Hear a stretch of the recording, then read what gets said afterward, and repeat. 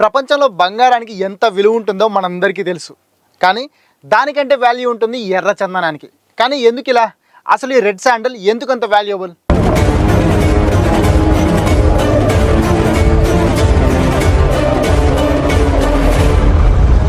పుష్ప సినిమాలో అల్లు అర్జున్ ఓ ఎర్ర చందనం స్మగ్లర్. ఆంధ్ర నుంచి ఎర్ర చందనం స్మగ్లింగ్ చేసి దేశ విదేశాలకు అమ్ముతుంటాడు. అయితే అసలు ఎర్ర చందనం స్మగ్లింగ్ చేసే పుష్పరాజ్కి ఇంత హైప్ ఎందుకు? అసలు ఎర్ర చందనం ఎందుకు అంత ఇంపార్టెంట్? అలాగే ఓన్లీ ఏపీలోనే ఎర్ర చందనం దొరకడం వెనక సీక్రెట్ ఏంటి? ప్రపంచంలో ఏడ దొరకని సరుకు మన కాడ ఉన్నదన్నా. మన ఆంధ్రప్రదేశ్లో తిరుపతిలోనే ఉండదు. భూగోళంలో ఎవడి కాడ లేదు ఇదే.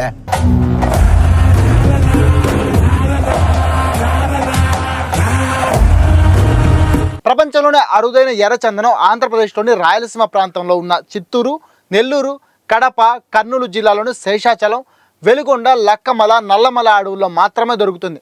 ఈ అడవుల్లో దాదాపు 5.5 లక్షల హెక్టార్లలో ఎర్రచందనం చెట్లు పెరుగుతాయి. అయితే వీటన్నింటిలో చిత్తూరులో దొరికే ఎర్రచందనం చాలా క్వాలిటీ ఉంటుంది.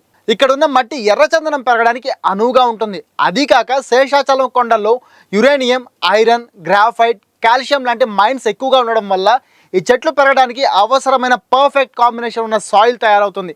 అందుకే శేషాచలం కొండలో ఈ చెట్లు బాగా పెరుగుతాయి. అయితే ఈ చెట్లకు ఎందుకు ఇంత డిమాండ్ అంటే, వరల్డ్ వైడ్గా చైనా, జపాన్ లాంటి దేశాల్లో బాగా రిచ్ పీపుల్ అంతా ఇంటి సామాగ్రి, పాత్రలు, గిన్నెలు లాంటి ఎర్రచందనంతోనే తయారు చేసుకుంటారు. అలాగే సంగీత వాయిద్యాలు కూడా తయారు చేస్తారు. పుష్ప పార్ట్ 1లో టైటిల్ కార్డ్స్లో ఈ విషయాన్ని క్లియర్గా చెప్పారు. ఇంకోసారి చూడండి. దాని విలువ అచ్చిరాల 8 లక్షలు. కారణం దాన్ని తయారు చేసేదానికి వాడే చెక్క. అలాగే ఈ మొక్కలో మెడిసినల్ ఎబిలిటీస్ ఉండడం వల్ల కూడా వయాగ్రా లాంటి మెడిసిన్స్లో దీన్ని వాడతారు.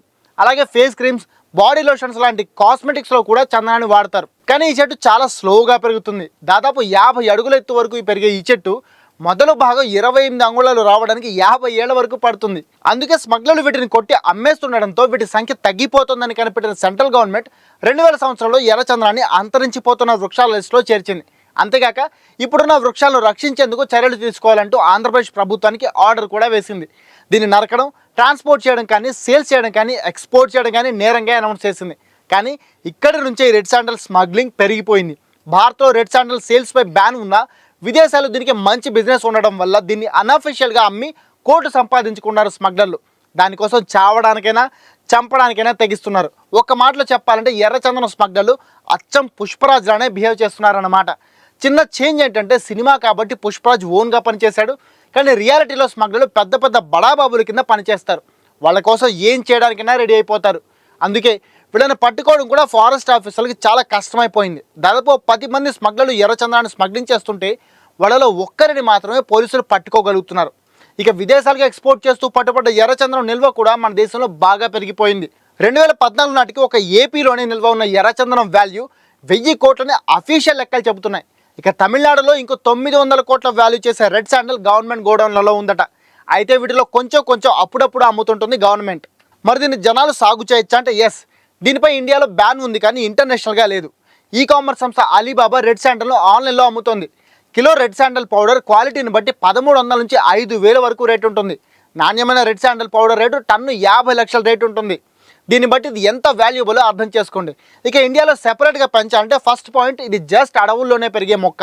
అక్కడ కాకుండా ఇంకెక్కడ పెరిగినా దీనిలో పెద్ద క్వాలిటీ ఉండదు. ఒకవేళ మనం కష్టపడి దీనికి కావాల్సిన సాయిల్ రెడీ చేసి దీన్ని పెంచాలని అనుకున్నా దానికోసం ఫారెస్ట్, రెవెన్యూ డిపార్ట్మెంట్ల నుంచి పర్మిషన్ తీసుకోవాలి. అవసరమైన పర్మిషన్స్ అన్నీ తీసుకుంటే దీన్ని హ్యాపీగా పెంచుకోవచ్చు. కానీ దీనికి చాలా ప్రొసీజర్స్ ఫాలో అవ్వాలి. అలాగే లీగల్గా రెడ్ శాండల్ కొన్న వాళ్ళు కూడా కొన్ని ఇబ్బందులు ఎదుర్కోవాల్సి ఉంటుంది. అందుకే స్మగ్లర్ నుంచి సీక్రెట్గా కొనడానికి బడాబాబులు ఇంట్రెస్ట్ చూపిస్తున్నారు. మరి మీరు ఎప్పుడైనా రెడ్ శాండల్తో తయారు చేసిన ఇన్స్ట్రుమెంట్స్ యూజ్ చేశారా? అలాగే పుష్ప సినిమా మీరు ఎన్నిసార్లు చూశారు? కామెంట్ చేసి చెప్పండి. ఇక ఈ వీడియో మీకు నచ్చితే ఒక లైక్ చేసి మీ ఫ్యామిలీ అండ్ ఫ్రెండ్స్ కూడా షేర్ చేయండి. ఇక ఇలాంటి ఇన్ఫర్మేటివ్ కంటెంట్ కోసం దిశా టీవీ యూట్యూబ్ ఛానల్ని సబ్స్క్రైబ్ చేసుకోండి. నేను మీ కేబీకే సైనింగ్ ఆఫ్.